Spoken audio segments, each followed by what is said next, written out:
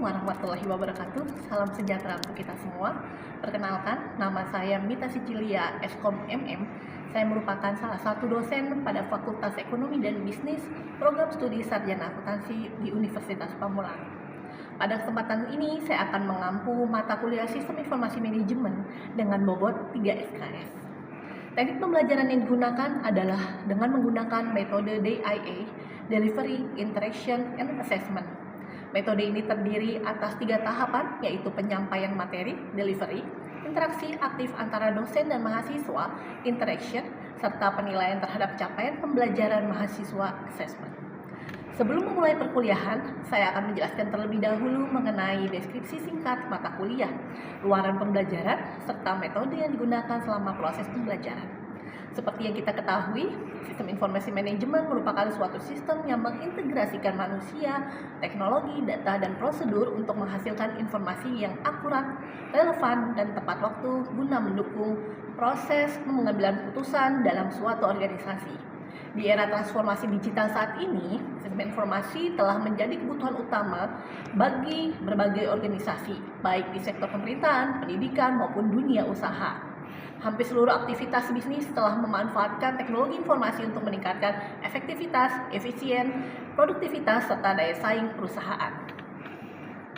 Fungsi utama sistem informasi manajemen adalah mengumpulkan, mengolah, menyimpan, dan menyajikan informasi yang dibutuhkan oleh manajemen dalam proses perencanaan, pengendalian, pengambilan keputusan, dan evaluasi kinerja organisasi. Dengan adanya sistem informasi yang baik, organisasi dapat menghasilkan keputusan yang lebih cepat, tepat, dan berdasarkan data yang valid. Melalui mata kuliah ini, mahasiswa akan memperoleh pemahaman mengenai konsep dasar sistem informasi, manajemen peran teknologi informasi dalam organisasi, serta bagaimana sistem informasi mendukung berbagai aktivitas bisnis di era digital. Selain itu, mahasiswa juga akan mempelajari perkembangan teknologi yang mendorong munculnya berbagai inovasi bisnis berbasis digital.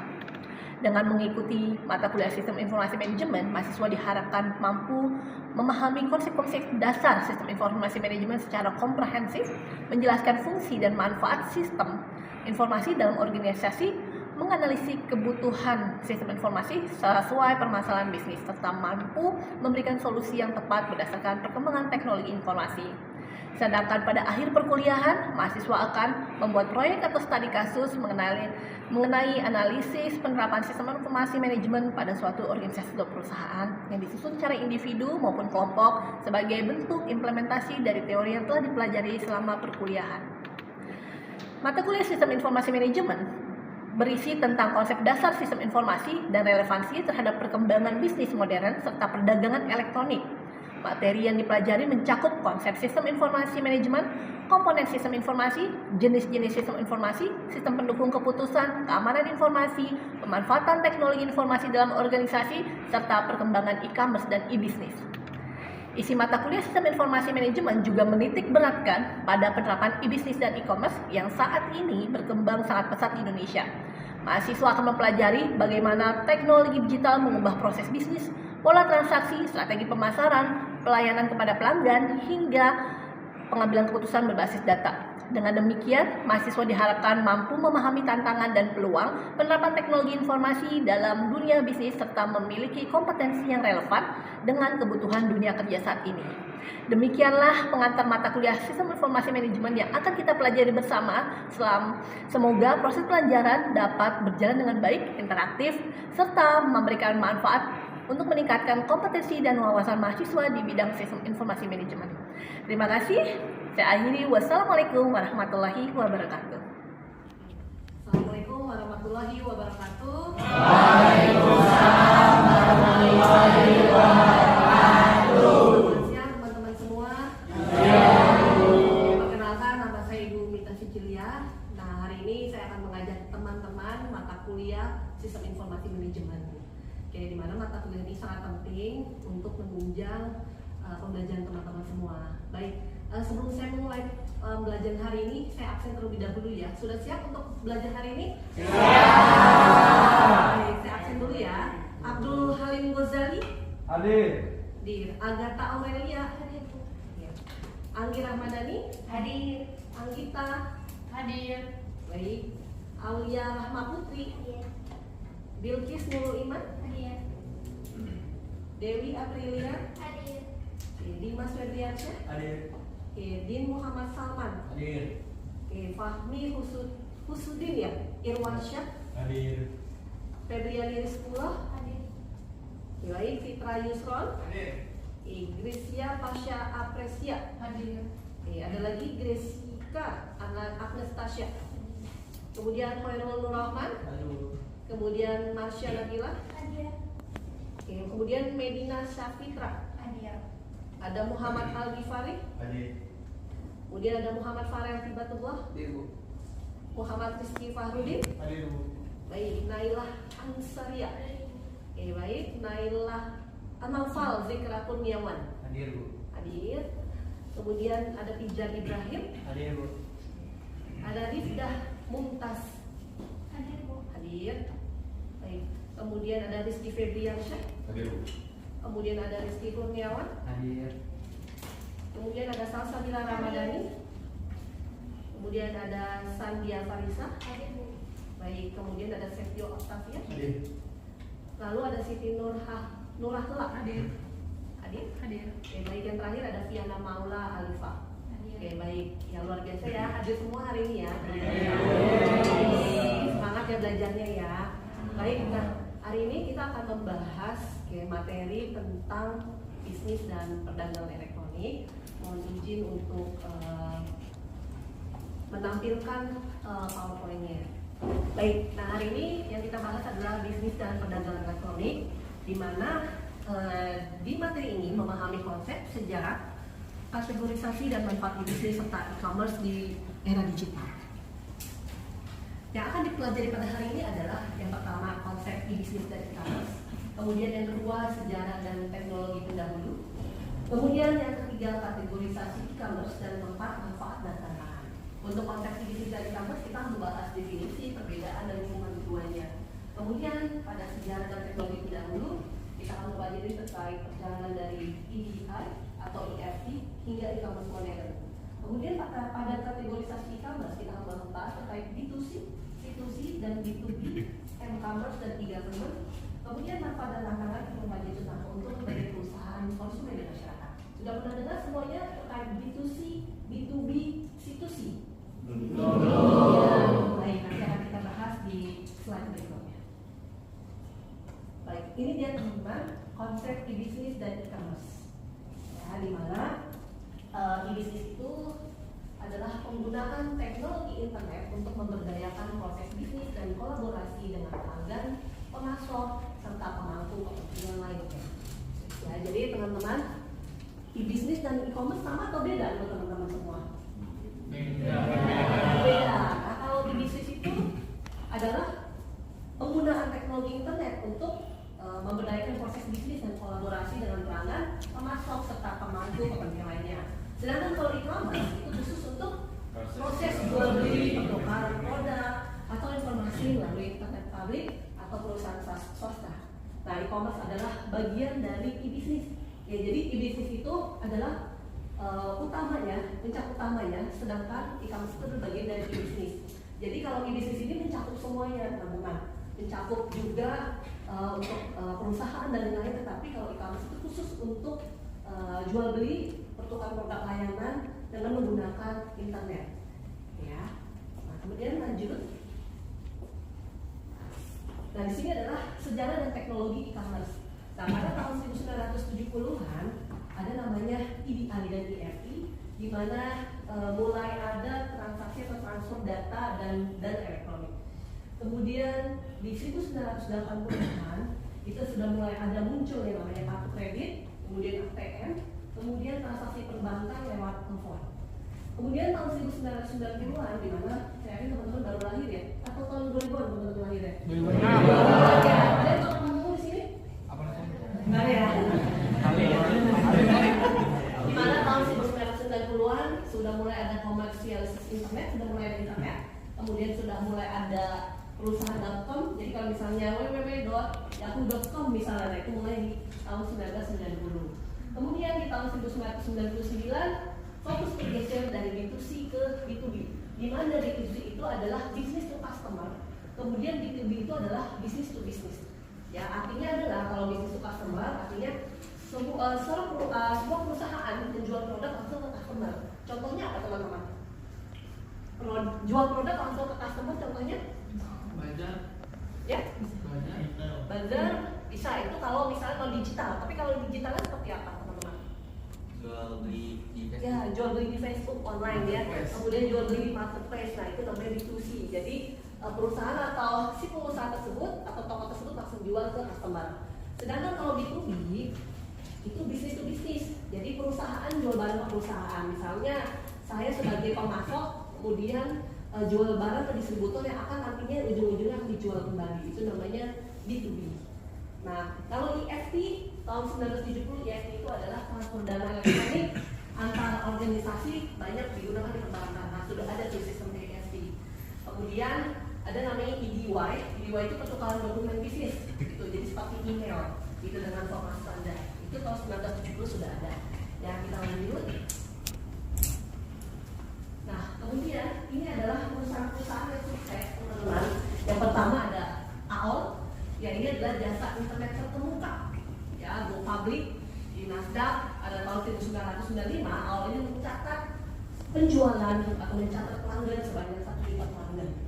Kemudian perusahaan e-commerce sukses yang lainnya adalah VeriSign, di mana VeriSign ini mengoperasikan 2 dari 13 internet, root name server, domain.com atau .net. Yang mungkin teman-teman sudah pernah tahu lah ya, ada ACID, kemudian ada .com, ada .net, .co.id, ya itu namanya itu sudah dioperasikan oleh VeriSign. Kemudian e-commerce yang sukses adalah eBay. eBay itu adalah pasar lelang online dunia, di mana melayani pembeli dan penjual dari seluruh dunia dari berbagai bahasa. Ya, kemudian yang keempat ada Checkpoint, di mana perusahaan pengaman internet melakukannya checkpoint kapsul. Ya, kemudian kita lanjut. Nah, di sini adalah e-commerce B2B dan C2C. Ada lagi tadi B2C, kemudian ada C2C. Ya, nah sekarang ada B2C. B2C itu tadi contohnya teman-teman udah menjabarkan. Jadi B2C itu business to customer. Jadi kayak misalnya kita belanja online di marketplace, itu termasuk business to customer. Nah, tadi B2B juga udah dijelaskan. B2B itu menjual barang ya langsung ke perusahaannya. Kemudian di sini ada C2C. C2C itu adalah consumer to consumer. Nah, pas business to customer itu juga bisa dengan marketplace, tetapi lebih tepat lagi di C2C atau consumer to customer. Karena kalau di marketplace, contohnya di Bukalapak, mungkin sekarang Bukalapak udah nggak ada ya. Sekarang ada Tokopedia, ada Shopee. Nah, mereka langsung jual langsung ke customernya. Nah, kalau teman-teman transaksi di marketplace, kira-kira pasti melihat dulu kan mana yang paling murah barangnya. Padahal teman-teman misal saya mau beli masker. Masker itu masing-masing toko pasti barangnya sama. Tapi kan setiap toko pasti harganya berbeda. Maksudnya teman-teman akan mencari yang lebih murah kan, dengan kualitas yang sama, ya kan? Nah, teman-teman belinya juga dari customer juga kan? Ya, jadi menjual di situ sama-sama customer dengan teman-teman. Jadi saling jual beli antara teman-teman semua. Itu namanya customer to customer. Kita lanjut. Dan di sini adalah kategori e-commerce B2B, e-commerce dan G2C. Nah, ada lagi nih teman-teman G2C. Ya. Oke. Nah, yang pertama adalah B2B, business to business, di mana penjual dan pembeli itu keduanya sama-sama perusahaan ya, tadi saya bilang ya. Oke, jadi penjualnya sama-sama perusahaan.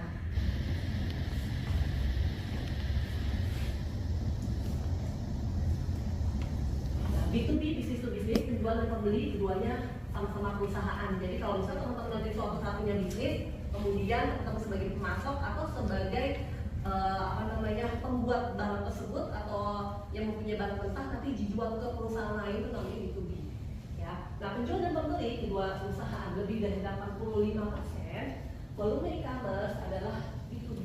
Yang kebanyakan kalau kita mau jual barang pasti kita beli barang sama orang lain juga kan? Ya, berarti itu namanya B2B. Kemudian contoh misalkan PT Krakatau Steel. Nah, itu beli produknya orang nggak? Atau dia bikin sendiri? Pasti kan ada beli produk juga kan, bahan mentahnya sama produk sama perusahaan lain kan. Nah, itu namanya B2C. Kemudian Garuda Indonesia itu Garuda Online Sales, dia bekerja sama dengan perusahaan lain untuk sales, untuk penjualan tiketnya. Kerjasama dengan orang lain kan, misalnya apa? Atau perusahaan lain. Kalau teman-teman mau beli tiket nih, mau berangkat ke luar negeri, keluar kota menggunakan kereta atau menggunakan pesawat terbang gitu misalkan, berarti belinya di mana? Kota kan. Nah itu namanya bisnis to bisnis. Ya jadi Garuda Indonesia juga minta tolong ke perusahaan lain untuk menjadi sales atau berjualan tiket mereka gitu. Begitu juga dengan maskapai penerbangan lain juga seperti itu. Itu namanya disebut B2B. Ya. Nah kemudian kedua adalah e-commerce atau mobile commerce. Ya. Nah e-commerce itu seperti perangkat portable seperti smartphone, mungkin zaman dulu ada PDA, ada notebook, ya kan? Nah menggunakan jaringan WiFi untuk transaksi di mana aja.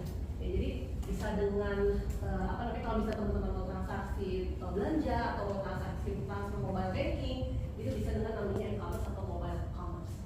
Kemudian ada G2C, ada G2B, ada G2G. Nah ini berhubungan dengan government atau pemerintahan, di mana pemerintah menyediakan layanan kepada warga atau government to customer. Contohnya apa tuh? Government to customer. Pemerintah menyediakan layanan untuk customer, untuk untuk warga Indonesia. Contohnya apa? BPJS. Ya kan itu pelayanan pemerintah. Ya kan untuk masyarakat. Kemudian ada apa lagi?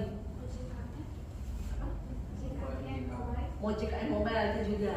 Ada apa lagi nih? NPWP. Kalau misalnya teman-teman apa sekarang namanya?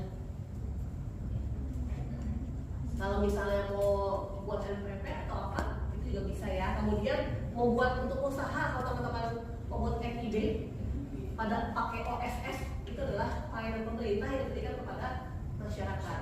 Nah, sekarang bikin kartu keluarga pun teman-teman nggak perlu datang ke Dukcapil. Sekarang semuanya sudah bisa dilakukan secara online.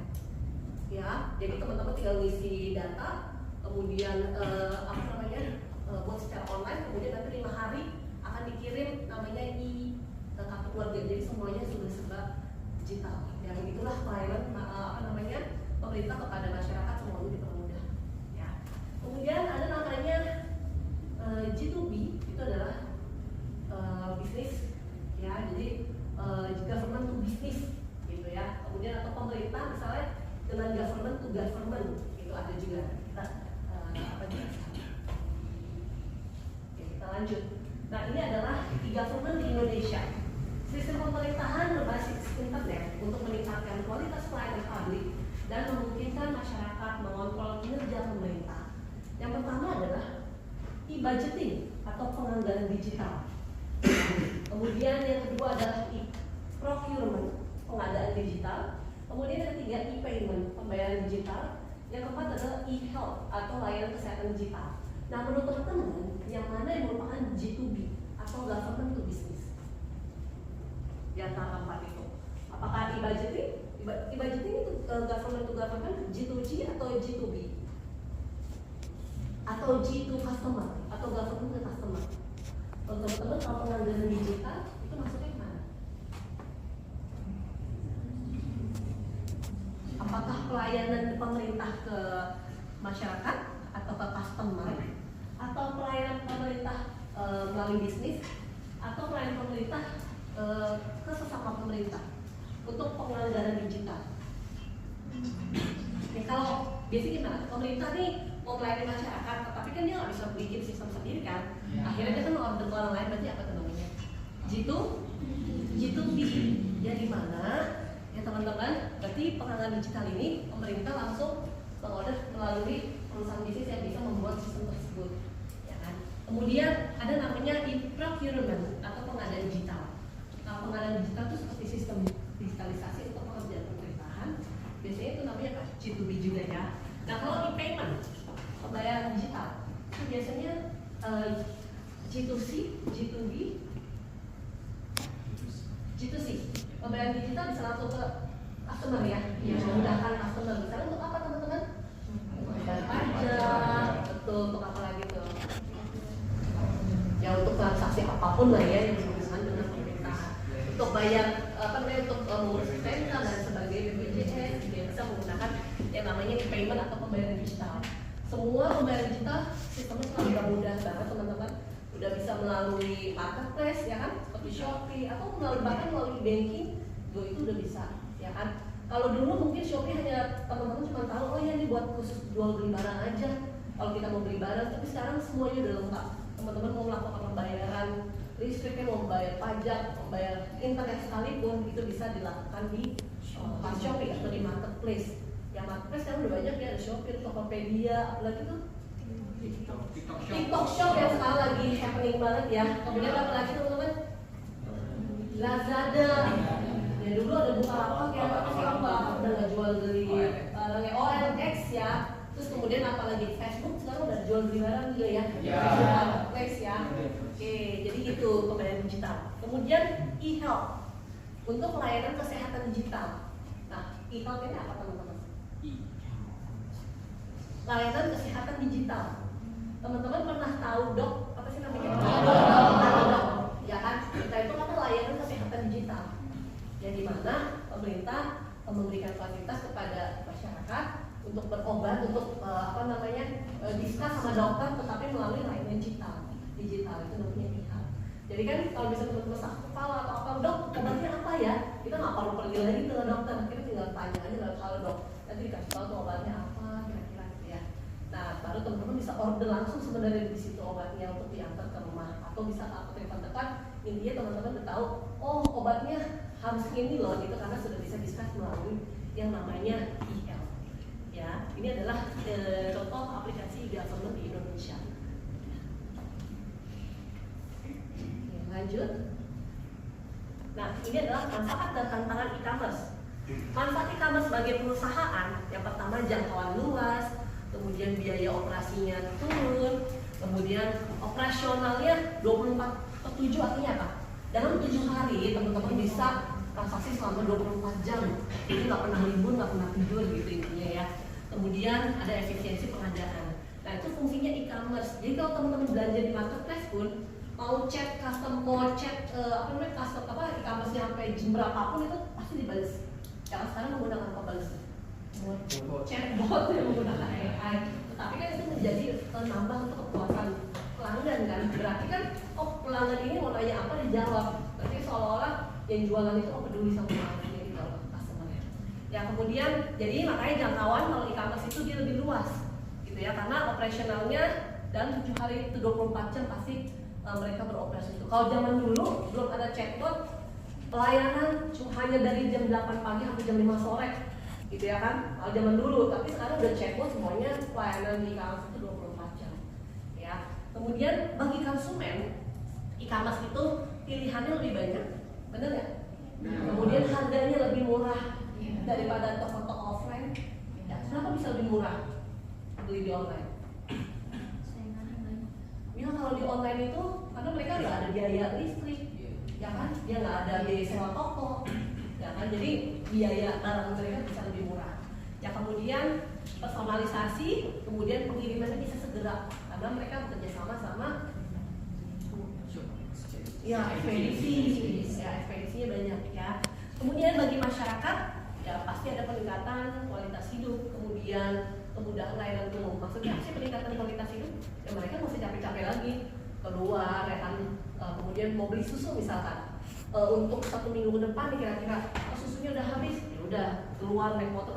Kalau online udah nggak perlu keluar lagi, jadi bisa meningkatkan kualitas hidup. Kemudian bisa adanya kemudahan layanan umum. Nah untuk tantangan e-commerce, yang pasti e-commerce itu punya tantangan, ada keuntungan ada kekurangan. Kalau kekurangannya apa e-commerce? Yang pasti keamanannya. Kita masih ganti kira-kira belanja pakai e-commerce apa enggak? Karena kan beberapa lama ini memang banyak keluhan kan kendalanya apa? Kebocoran data. Yang pertama itu. Kemudian apa lagi? Barang yang datang ke rumah itu kadang-kadang tidak sesuai. Pesannya handphone yang datang batu bata, ya kan? Ada yang begitu. Kemudian misalnya pesan barang pecah belah sampai rumah udah hancur berantakan gitu ya. Jadi, nah itu adalah keamanan, terus kemudian kepercayaan sama risiko penipuan. Nah risiko penipuan itu yang banyak terjadi ya, yang memang lagi yang merupakan kendala untuk belanja di e-commerce. Kemudian Selanjutnya model bisnis dan budaya organisasi, itu pasti akan ada perubahan dalam budaya organisasi. Kemudian SDM dan autentikasi user. Nah, SDM ini teman-teman udah pasti berkurang ya, karena mereka bisa kerja dari rumah. Jadi mereka sebenarnya kalau offline kan banyak SDM yang harus mereka kerjakan gitu. Kemudian yang terakhir adalah akses internet dan lambat legalitas. Oke, baik teman-teman, sampai sini sudah paham semua terkait e-commerce ya? Baik, kalau misalnya tadi juga udah diskusi udah panjang lebar, kemudian udah aktif semua ya. Oke, sudah paham semua ya teman-teman ya? Baik, ada yang mau ditanyakan? Udah paham semua? Oke, baik, kalau nggak ada yang mau ditanyakan, teman-teman kita akhiri pembelajaran kita. Semoga pembelajaran yang kita lakukan hari ini menjadi ilmu buat teman-teman.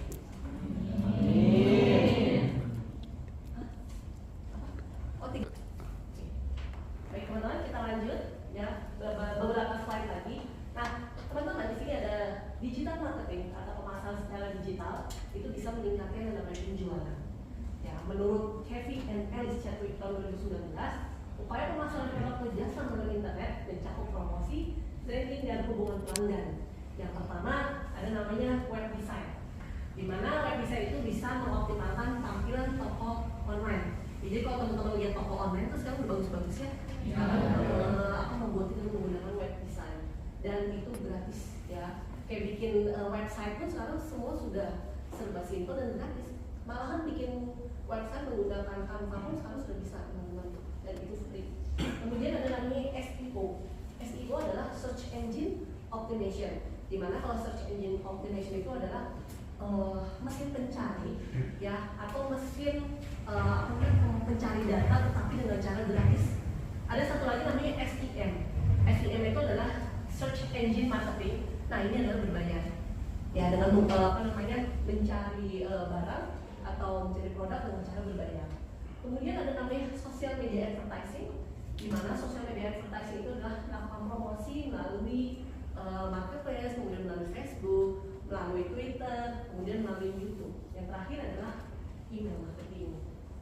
Ya, di sini ada namanya, teman-teman bisa lihat, di sini ada namanya pay per click advertising. Apa itu? Pernah dengar nggak pay per click advertising? Belum pernah ya. Jadi pay per click advertising itu orang membuat iklan itu akan tampil misalnya di internet, tetapi kita sebagai orang yang membuat iklan atau yang menampilkan iklan, kita bayar sama orang pembuat iklan tersebut kalau ada yang ngeklik iklan kita.